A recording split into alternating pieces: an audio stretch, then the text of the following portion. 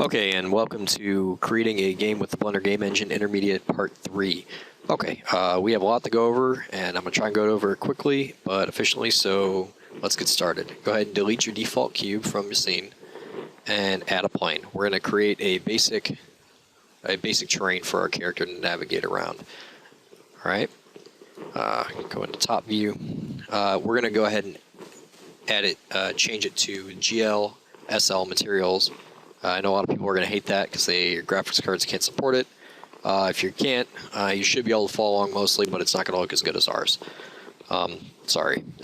Alright, keep going. Add a texture to the plane. Alright, and add new, map to UV. Split the areas. Go ahead and open up the UV editor. And we're going to add a texture, image. It's going to be whatever you want. I'm doing a generic one for mine. It's fine, it can be whatever you want.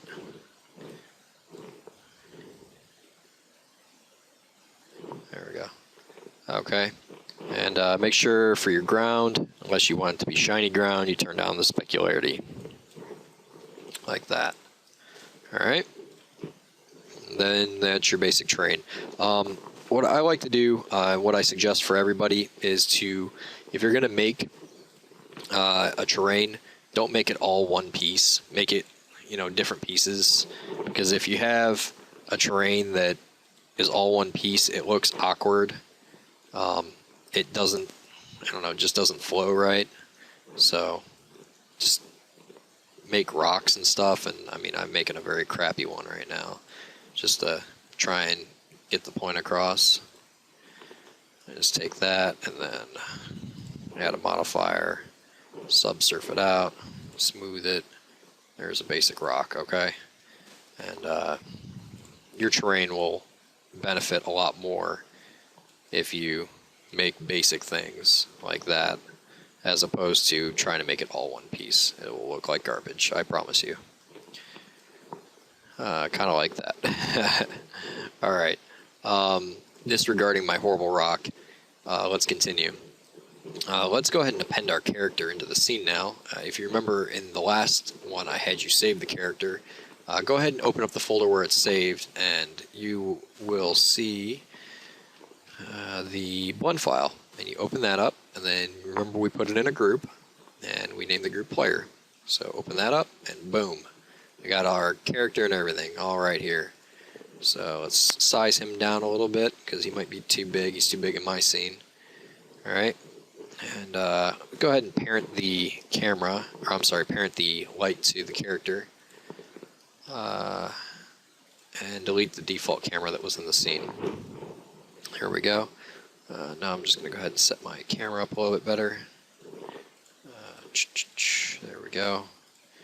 Alright, and if you're having issues with your character tearing or getting thrown off the scene as soon as you hit P to play, you need to set the mesh and the armature to ghost. I know I didn't cover that last time. You can also set it to no collision. That works as well. I'll just set mine as no collision. There we go. See my little guy runs around the scene. Just like that. It doesn't look too bad. It doesn't look great, but you get the idea. That's how it works, okay? Alright, next thing I want to cover real quick is adding an IPO, okay? An IPO action.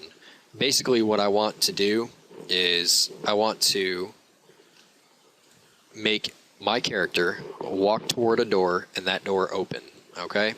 Now this can work for numerous things. It doesn't have to be a door. It can be anything. It can be a light switch that you have motion activated, or you can have your character walk up to it, and I'll show you how to add it so when he walks up to it, it opens up and turns on and all that shenanigans. You'll like it. But, alright, let's get started with this. Let's make our door right there, okay? Then let's make some walls. Size those down.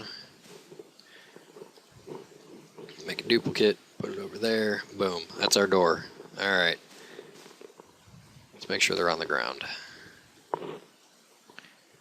There.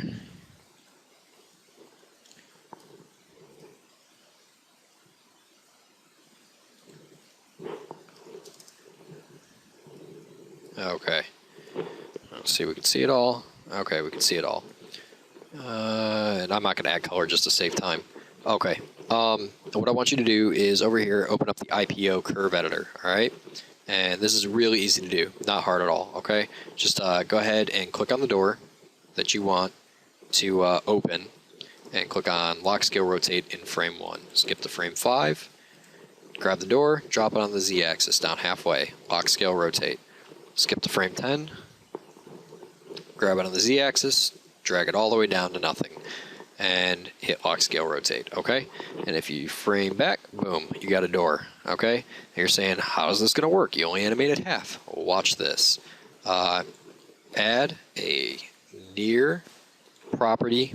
Remember, we added a property player, and let's do the distance when he is within 9 Wonder units, and have a reset of 15. When the property player is within 9, the distance of 9 to the door, I want the IPO of, and when you do this, if you have more than one door, you have to animate each one separately and name it something different, or it won't work. It'll look like garbage. It just won't work. Frame property door and end 10. I want it to be a flipper. Let's see if that works. Size our character down a little bit more. Move him back. Alright, door is closed. Walking toward it, and it opens. Walk away from it. It would close, but I don't have enough room. Yep, see, it went back up. Alright, let's move this back this way so I can show you that it will close. Alright, running toward it, it opens, running away from it, and it's closed. Alright, that's how it works. That's what the flipper option does. When you put flipper in there for that, it means it will, when it becomes a negative action, it will flip it around and play the opposite animation, okay? That's what that does. Let's see, what else did I want to cover? Let's see. Oh, creating a menu. Okay, real quick, I'll try and fit this in if I can. Go ahead and add a new scene. All right. Add an empty new scene. All right. Go into top view, center up, add a plane, go in side view, up above that, add a camera. This is kind of easy. You don't actually need the plane, I take that back. Just add text. Just put the text as start. There you go. And I'm making this very basic because I really can't judge what everybody's game should look like. So I'm just giving you an idea of how this works. So when you put on here, you can do anything. It's just like anything else. You can put mouse over. You actually need a Python script for this, so don't hate when you can't do this. I can show you where to get the Python script, though. I want you to load scene. Load scene. Where's it at? Set scene. There it is. Set scene, and then the scene's name is scene, I believe. Maybe not. With capital S. Okay. I need a lamp.